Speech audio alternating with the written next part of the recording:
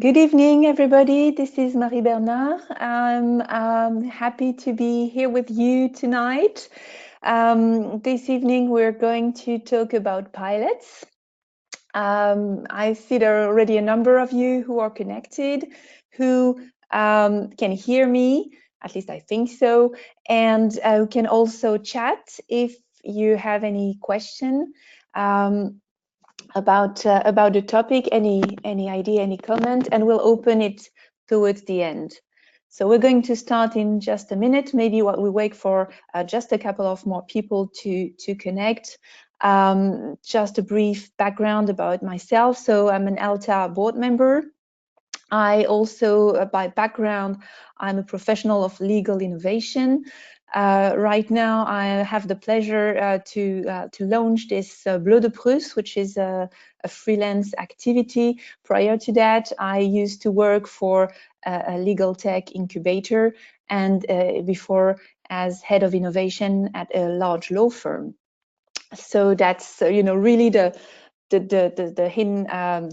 housekeeping announcement, so that if you don't know me yet, my background, and we can refer to that later. I'm sure you have other backgrounds as well, and we can have a very interesting discussion about these pilots. Indeed, in my previous role, we had to do a lot of pilots, as I'm sure you do in your daily endeavors.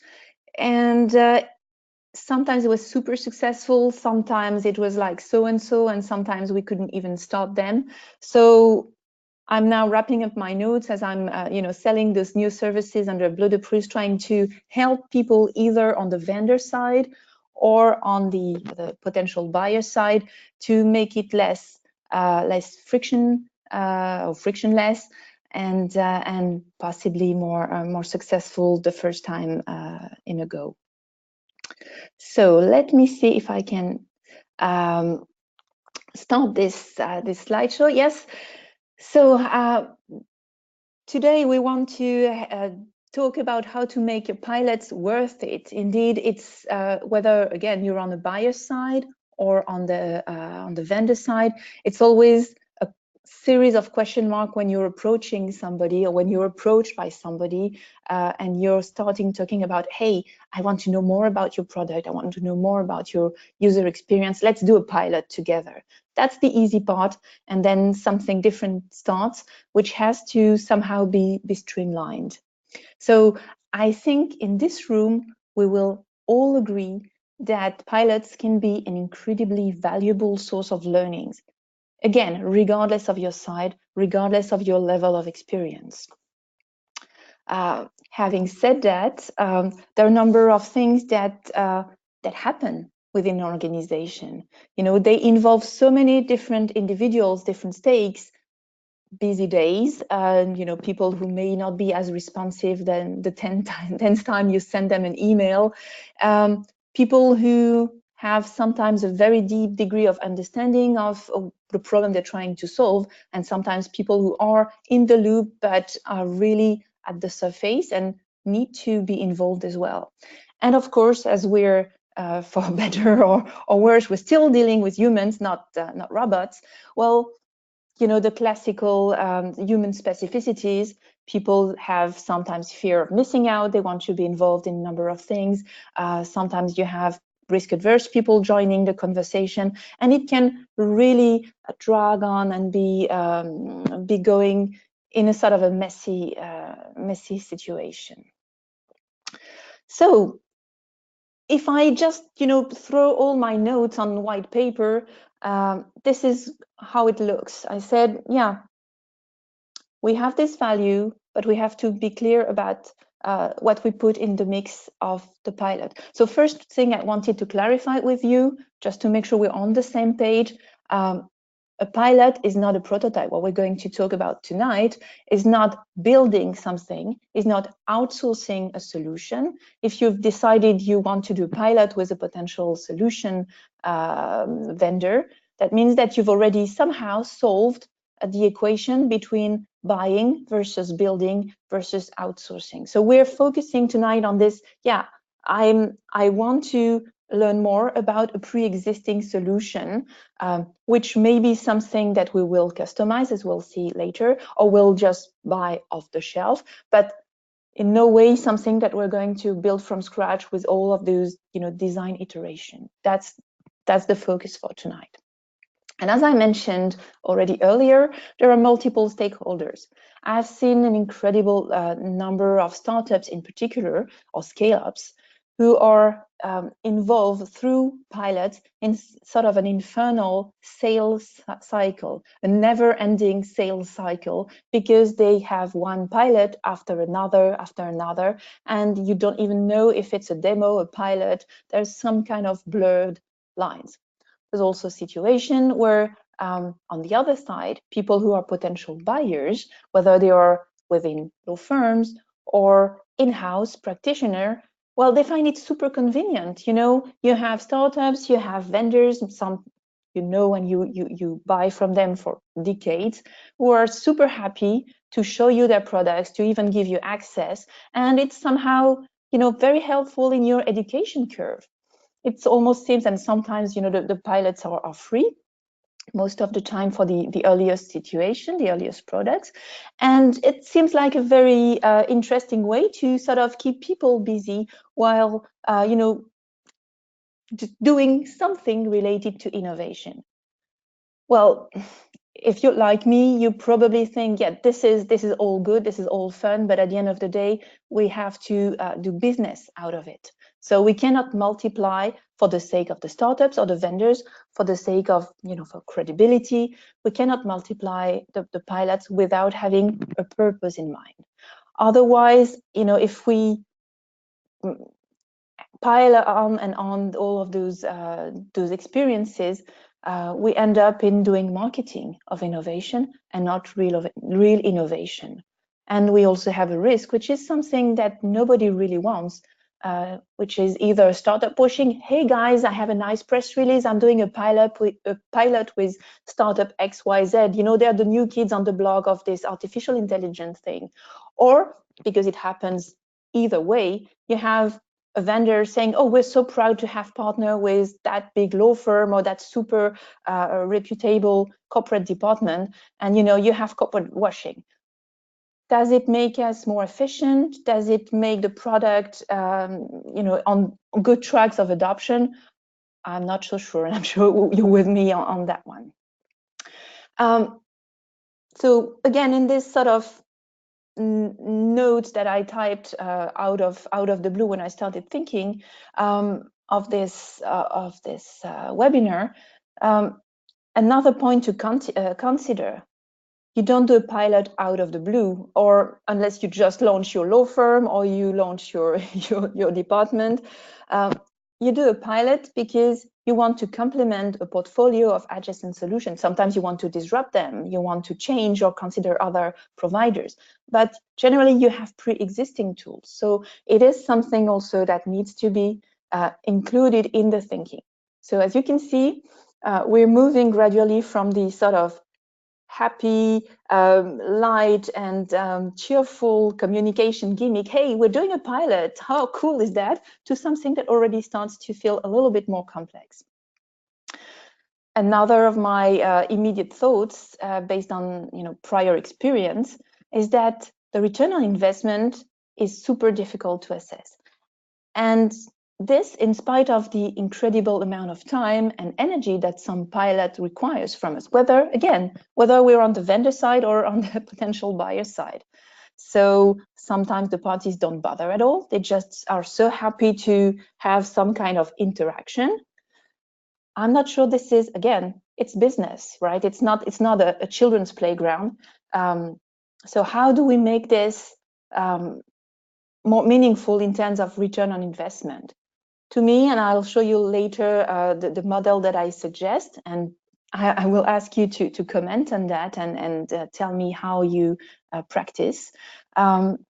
We need to schedule a number of flags, of exit points, so that we are sure to have a particular vision on how the pilot is going on, and we can stop it if really it goes completely wrong.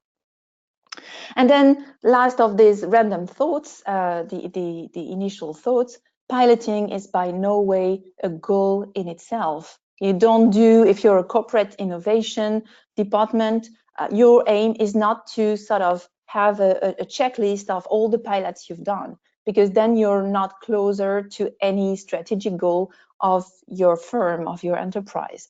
So I would say, and again, you'll tell me, there are probably two types of assets, two types of purposes. You want to know immediately or in a short term how the product is fit for your firm, for your specific people, and also within the range of pre-existing tools.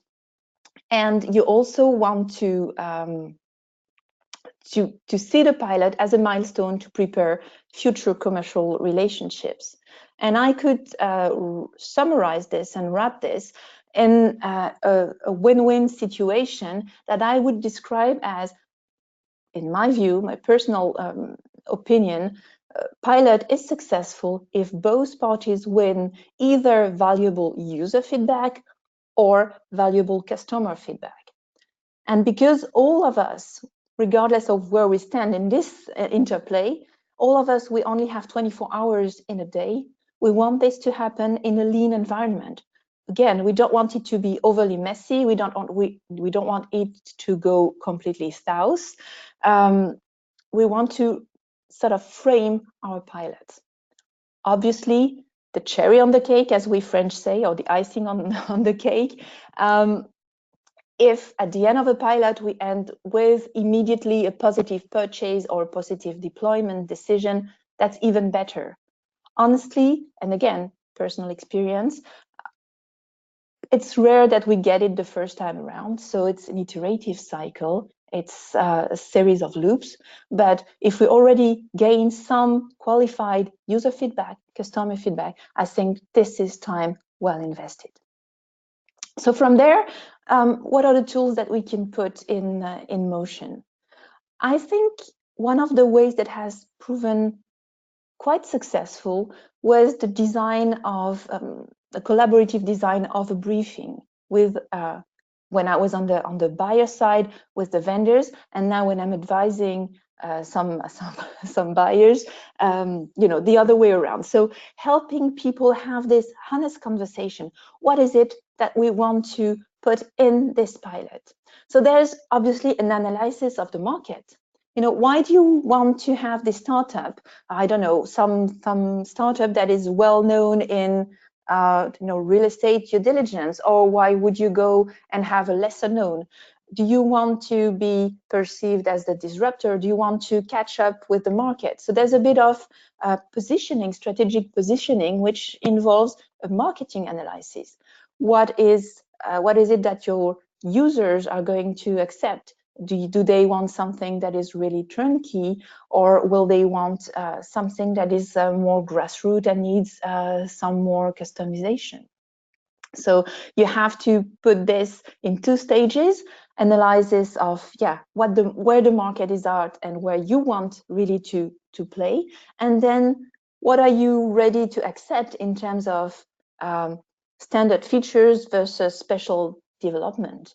If you want standard features, then the differentiation obviously is not that large. But if you require special development, there may be a cost or there may be extra time required. So it's all a balancing act. But the earlier in the process you talk about this openly, the time, the cost for a certain purpose, the better and the more purposeful the pilot will be, which is what we want here, right? And then obviously, and I'm sure you all have that, so it's nothing new, but a real collaboration framework, mapping, putting on a paper, on a project charter, for example, who are the parties involved in the project and what their role is. It can be very interesting when you're talking to complex organizations, when you have, for example, very big law firms, which are matrix rich and where there are a number of stakeholders to precise who's going to be the decision maker, who's going to decide that the pilot can can go on, and what are the who are the gatekeepers? Very important point as well, the budget. Time is involved, money sometimes, because if a startup comes or a vendor comes with a product, it's not been developed out of thin air, so that may need to be some money involved, depending on the go-to-market strategy for this project. What is included in the pilot, and almost as importantly, what isn't. And I've been close to some startups which were really, really desperate because they had not mapped out very carefully what it is that they were going to deliver, and they were dragged in the relationship. They were dragged to develop things almost for free, which for, in this case, a very small and young firm was quite dangerous and imbalancing their productivity. So for a mature relationship, you may want to be honest about that. And obviously, and that's something I'm sure you all have in mind, you need to be careful about mapping in your checklist, in your framework, what are the specifics of the risk environment. Depending on the market, you may be very familiar or not. So don't assume, rather ask questions, more questions than needed if necessary. But there are certain requirements in terms of cybersecurity that may vary from one potential buyer than from another. Different confidentiality agreements, third-party agreements if clients are involved, data policies, and so on and so forth. So not rocket science, but that's really the core of the elements in terms of briefing. And then obviously, most of the time we're talking about here technology solution. There can be pilots for new processes, but eventually more or less all of them will even have a technology background, a platform or something like that. So it's interesting to be very clear from the onset on the devices that are going to be used, for example. It may matter depending on the solution. On the consumers or the people who are going to interact during the pilot, and potentially the end target audience. Is this an application? Is this a solution that is going to be used by employees, that is going to be taken over by the in-house developers? Is it something that will be made available to clients, to business partners? You have several situations. And then there may be different levels of APIs. Certain interactions are really at a basic level of improving the user experience, being almost an interface. Certain have a deeper integration with domains or systems. So with that comes a number of constraints that you better map out before you start your pilot, because again, you only have so much of your time budget, of your resources on both sides, and you don't want to discover that after you have officially launched your pilot and the clock is ticking and you have to execute and you have your credibility at stake with people who are going to pilot, people who don't care about all of these innovation management elements, and that trust that you've done your due diligence. The same obviously with enterprise systems. Certain times, you have different types of elements, databases, web services, cloud apps, and they will interact, they will interfere sometimes differently with your client, your desired client systems. So better be a bit paranoid in a certain extent than discovered it afterwards. And I've seen this happen more often than not, so better be careful. In this co-briefing phase, I would also think we should align on the desired outcome. After all, the vendor and the buyer should be, targeting a similar outcome. And it's better if it's clear. So sometimes, you're just piloting because you want a new product off the shelf in a suite of products in your own portfolio. Sometimes it's a different take. It's more lateral approach. We need more efficiency. We need new functions for service delivery. So it's going to be a plug-in to something larger. And then, you know, other interactions with production methods, with delivery methods, also, you know, things that are a bit more back office oriented. So I've always found it a little complicated in my interaction with startups, for example, or even more mature scale-up vendors or market leader vendors as well, when we have prepackaged pilots that come to us. And this is a real trend, I think, and I'm happy to discuss afterwards. You know, hey, you want to pilot with us, you know, these are the conditions. You want to use our technology, that's, you know, we're going to onboard this number of documents, for example, and, you know, you have 3 weeks, and then, you know, that's it.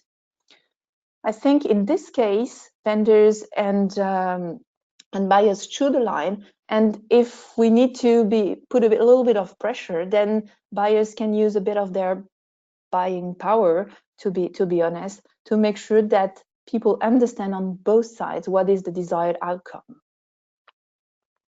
And the last element is obviously the impact. Again, unless you want to pilot for the sake of it, because you need that nice press release that I talked about in the intro, there should really be a convergence, because then you'll have, in addition to the paperwork, you know, those contracts, the NDAs that you're inevitably going to have, you know, the framework, the documentation will give you some data.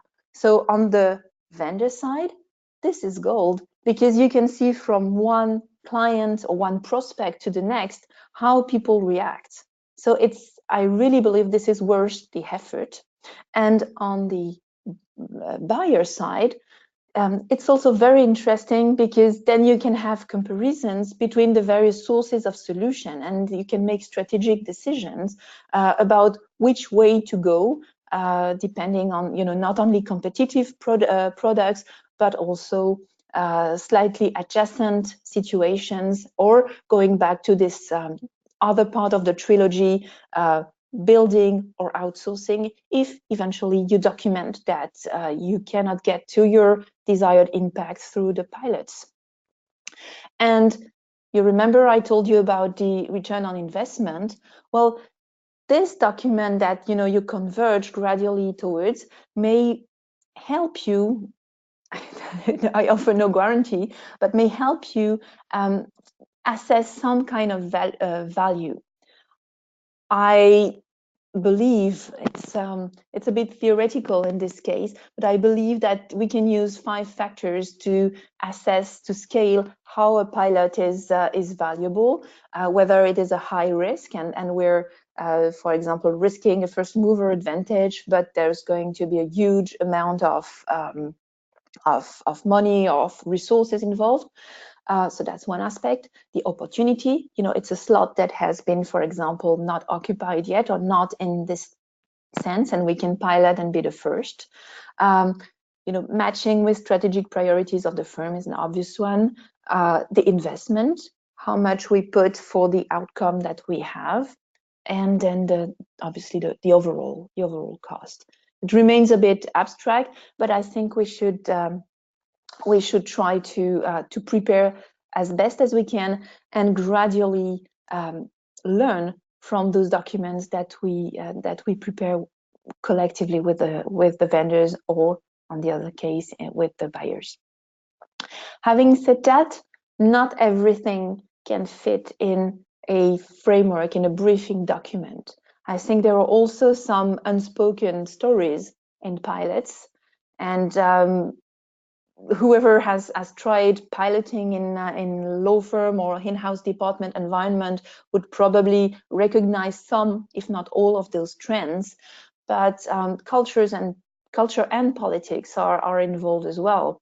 So, as already alluded to, and you may have this as you prepare the briefing, who are the driving force? Where are the gatekeepers? How siloed is the organization? Again, so many vendors are stuck in endless sales cycle with the pilots, that it's worth trying to define as many of the potential conversations that will inevitably have to happen. Don't, put your head on the sand and pretend that, hey, we have a pilot that is so well prepared with the briefing that it's going to roll on its own. Again, better be paranoid to a certain extent. The incentives as well, and you all know that there are really competing elements in the agenda of, in particular, the lawyers, but not only. So if there are incentives, how specific are they? You have firms that are actively promoting innovation, and it's the general leadership talk, and you have this also in the the trainings and so on. But there is no specific incentive to drop your billable hours to actually join the pilot. So unless you have these elements which may be specific for a business unit or even for a pilot, there may be firms who say, right, this is really important to us, please budget 100 hours, 200 hours, and let's make it happen. Then, you have, I wouldn't say red flag, but there's something that you need to take into account, and you need to be extra vigilant once you go to the stage of execution of the pilot to make sure that you don't derail. No incentive, you're at risk of having no people really testing the solution, and this on both sides, is really harmful for the conclusion of the pilot, needless to say. And you generally get when you're at the end of the briefing, you get a list of who is going to join. Either it's a nominal list, so you have all the names, the functions, even the emails sometimes, or you have the profile. What signals do you get regarding your ability to engage with all stakeholders? There's a bit of community management in the right execution of pilots as well.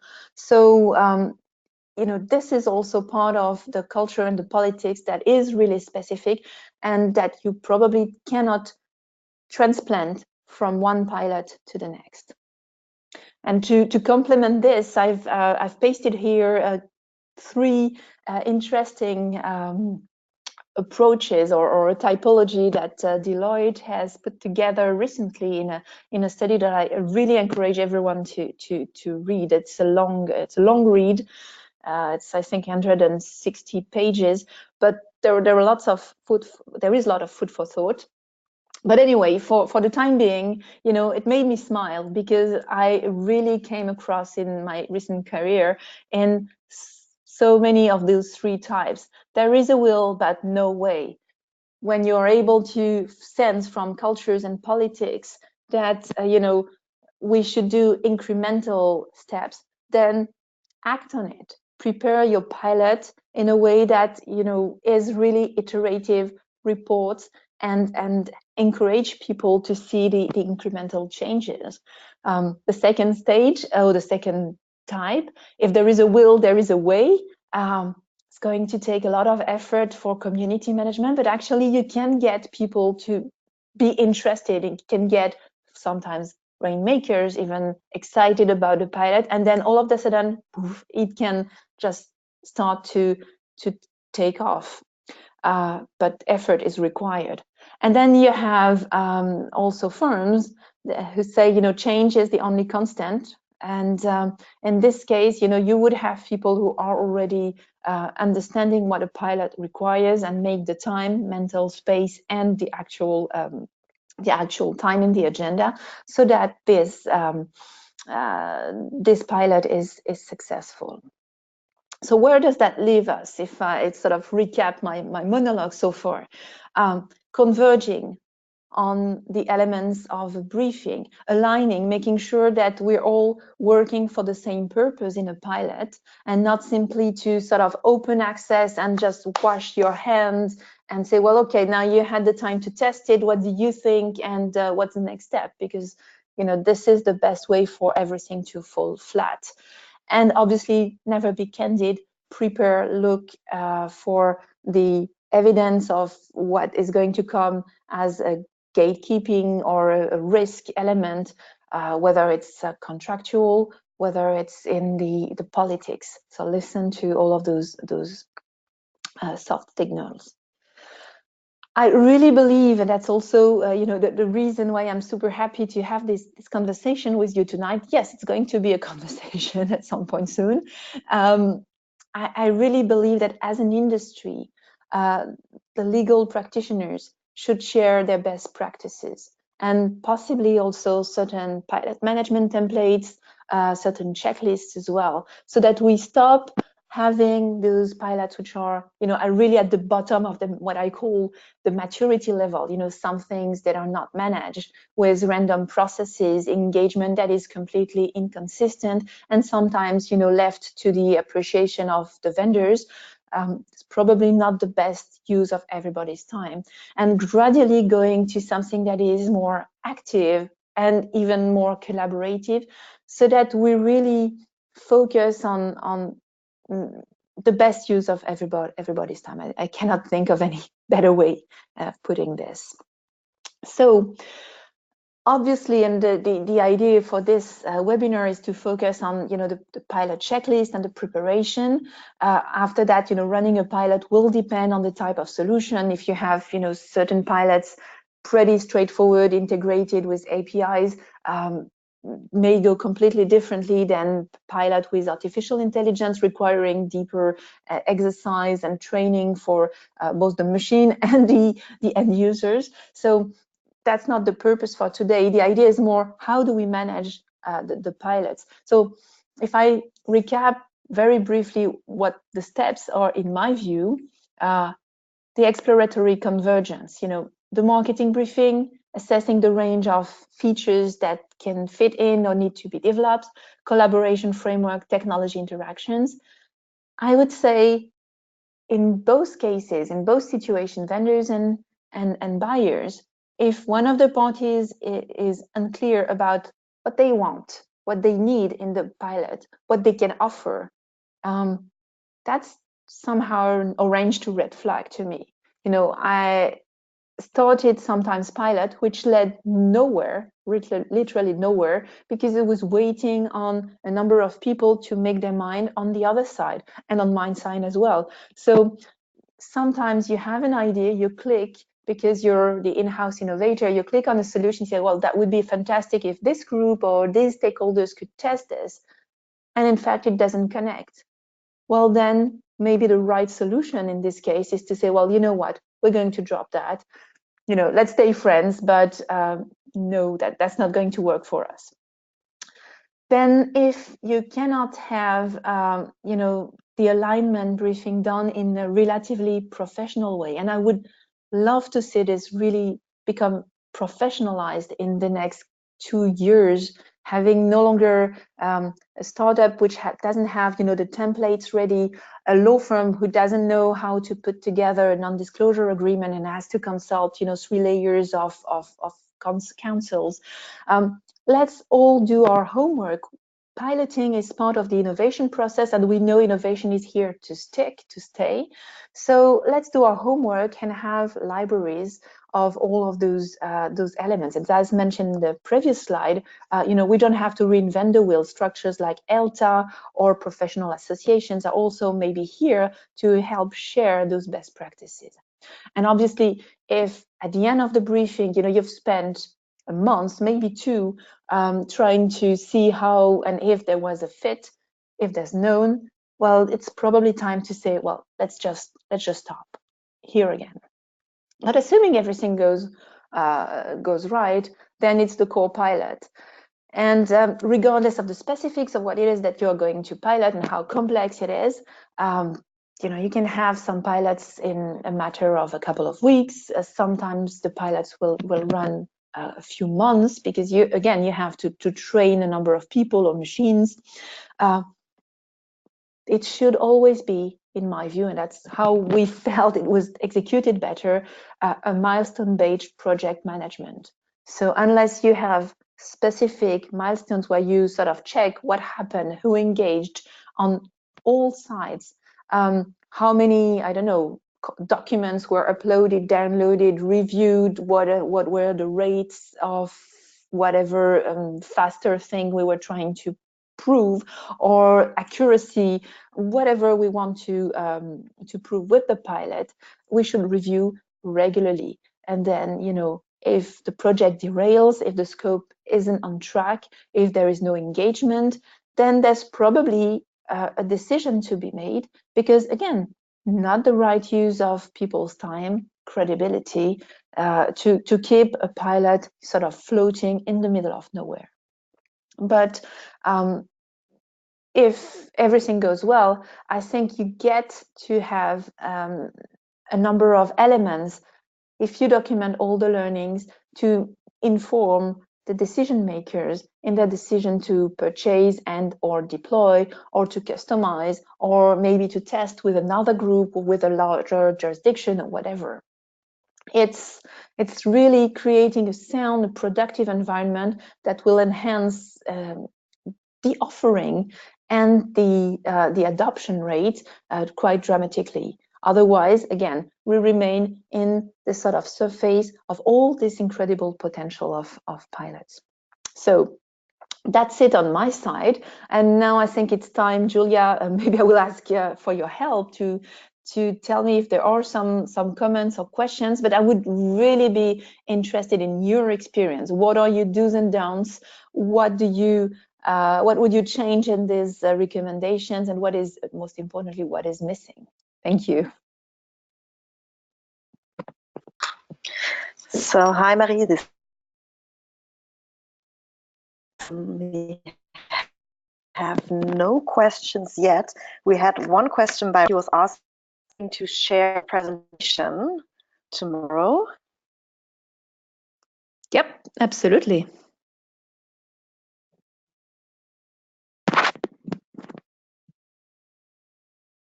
Can you hear me?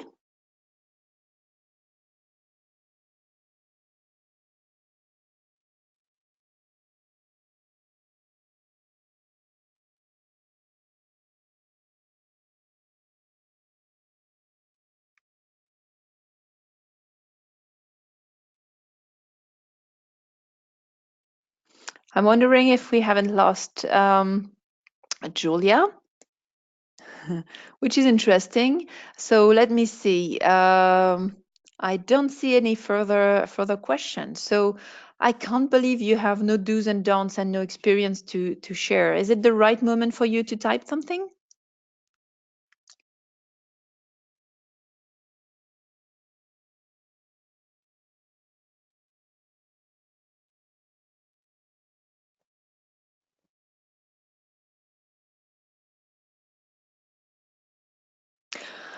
All right. Well, you know, in this case, if we're all, yeah, maybe happy with that so far, and you know, you need to digest all of this, I would super welcome your comments at another point in time. Well, saying thank you for your attention, for participating in this webinar tonight. And yeah, don't hesitate to be in touch. Again, afterthoughts, comment, things you were maybe shy saying here, or yeah, if you need my help or any idea on how we can collaborate, I think there are many ways to be in touch. So yeah, looking forward to hearing from you. I believe we have another webinar from the ELTA next month, and Julia is going to communicate a number of elements soon, so watch this space on the various social networks. I know she's already preparing it actively with the moderator. But for now, thank you so much for your participation, and yeah, let's just adjourn the session. Thank you. Yeah, Marie, I'm here. I'm absolutely Okay. sorry my Wi-Fi wasn't connecting anymore. So we have not any questions at the moment. There was only Raj asking if you are able to share the presentation tomorrow. Yes, absolutely. Okay, just send it to me and I will forward it tomorrow to all participants. With great pleasure. Okay, thank you very much. Thanks, everyone.